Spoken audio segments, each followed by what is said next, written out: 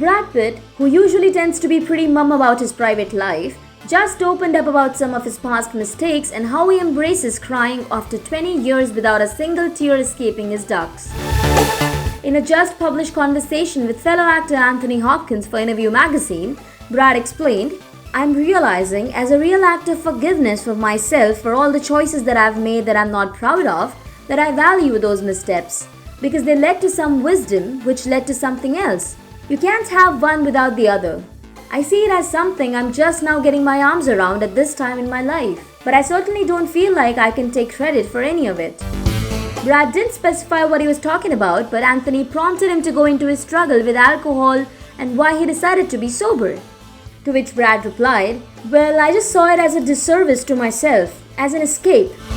Talking about his past mistakes, Brad said, "I'm more concerned with how people grow after they mess up, and in order to not get too wrapped up in all the crap I've done, I have adopted the forgiving f it lifestyle or guiding principle, as I call it. I get sucked into something and I can lose it.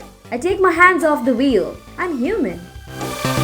Another revelation from this interview came when Brad shared that he was a not crier for 20 years but doesn't mind shedding a few tears now that he's older.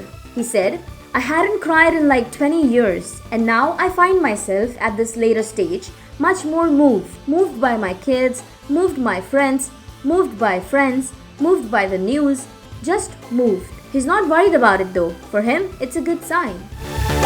From being a major player in one of the biggest tabloid stories ever to going through a high-profile divorce with Angelina Jolie, Brad has surely been through a lot in his personal life.